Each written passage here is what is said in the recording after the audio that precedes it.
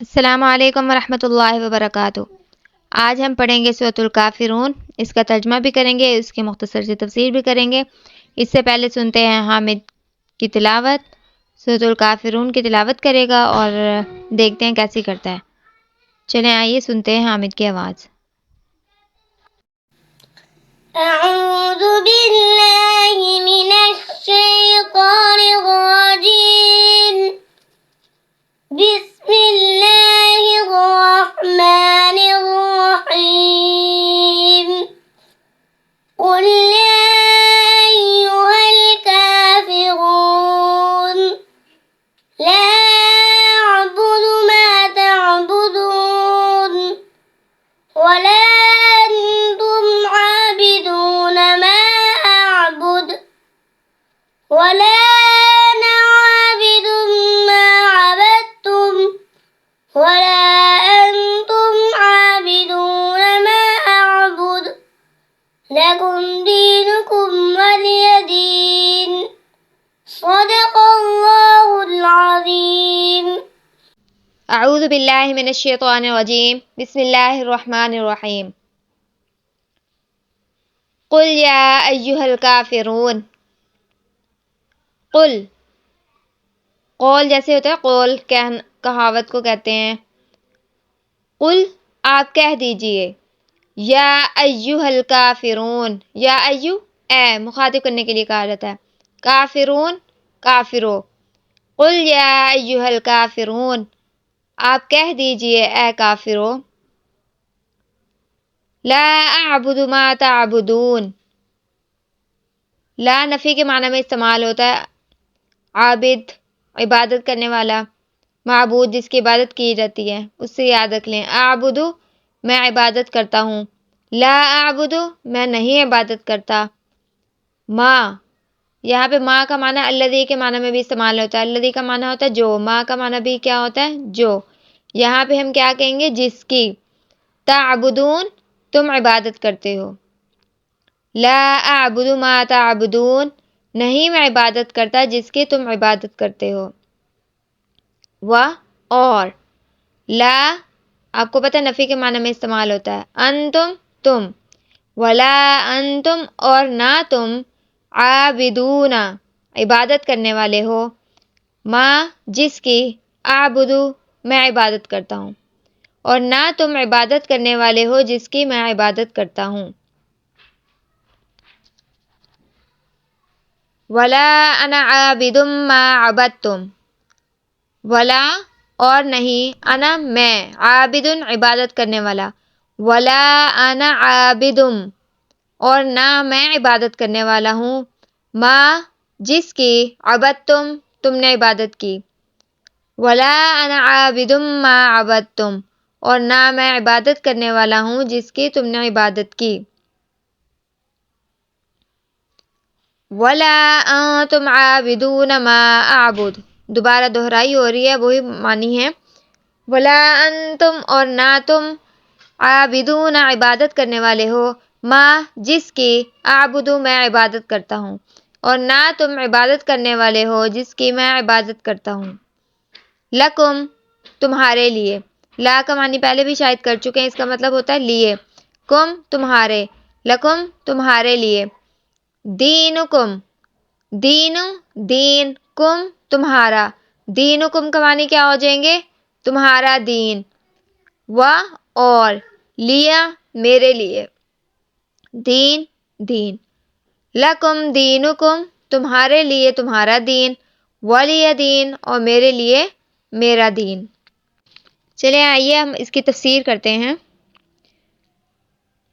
اس سورت کا شان نزول یہ ہے کہ مشرکین مکہ آپ صلی اللہ علیہ وسلم کے پاس آئے اور کہنے لگے کہ آپ تو اپنی دعوت سے باز نہیں آتے ہیں، ہمیں کہتے ہیں بتوں کی عبادت چھوڑ دو، آپ تو ہمارے دین پر آتے نہیں، تو ایسا کریں کہ ہم درمیان کا راستہ اختیار کر لیتے ہیں، کمپرومائز کر لیتے ہیں، جیسے ہم کہتے ہیں آپ کبھی کبھار ہمارے بتوں کی عبادت کر لیا کریں اور کبھی کبھار ہم آپ کے اللہ کی عبادت کر لیا کریں گے۔ اس طرح کیا ہوگا کہ ہمارے معبود بھی خوش ہو جائیں گے اور آپ کا اللہ بھی خوش ہو جائے گا۔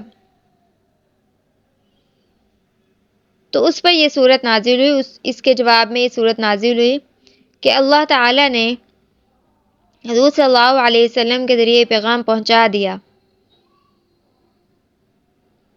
اور ان کو یہ بھی بتا دیا کہ ابھی تک اسلام کو سمجھے ہی نہیں ہو تم تو۔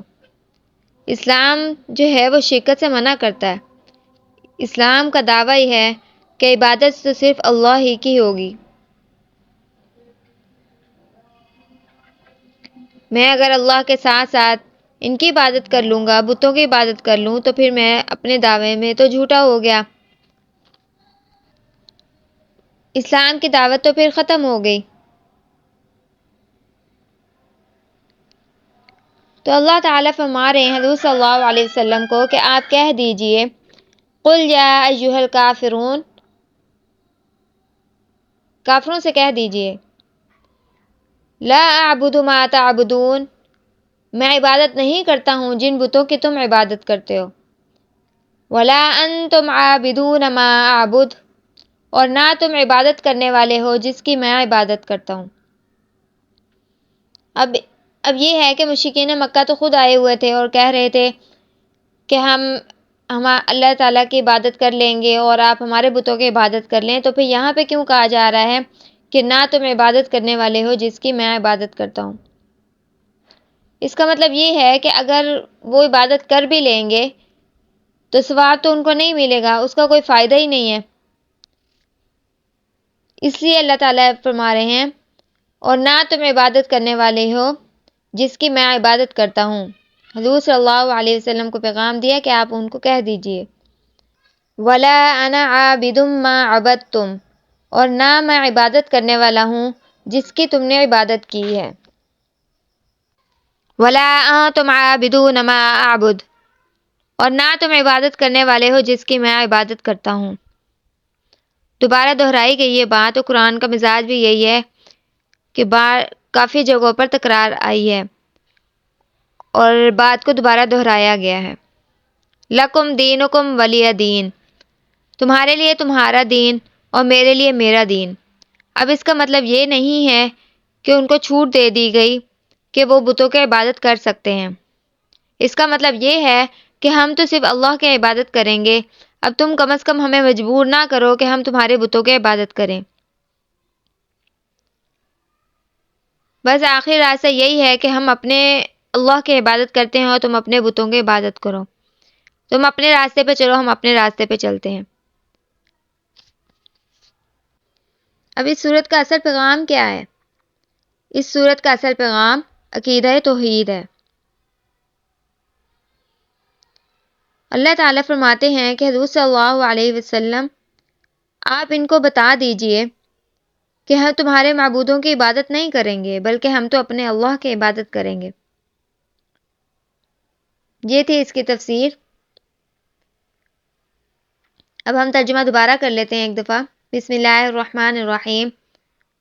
قل یا ایھا الکافرون، آپ کہہ دیجئے اے کافرو، لا اعبد ما تعبدون، نہیں میں عبادت کرتا جس کی تم عبادت کرتے ہو، ولا انتم عابدون ما اعبد، اور نہ تم عبادت کرنے والے ہو جس کی میں عبادت کرتا ہوں، ولا انا عابد ما عبدتم، اور نہ میں عبادت کرنے والا ہوں جس کی تم نے عبادت کی ہے، ولا انتم عابدون ما اعبد، اور نہ تم عبادت کرنے والے ہو جس کی میں عبادت کرتا ہوں، لکم دینکم ولی دین، تمہارے لیے تمہارا دین اور میرے لیے میرا دین۔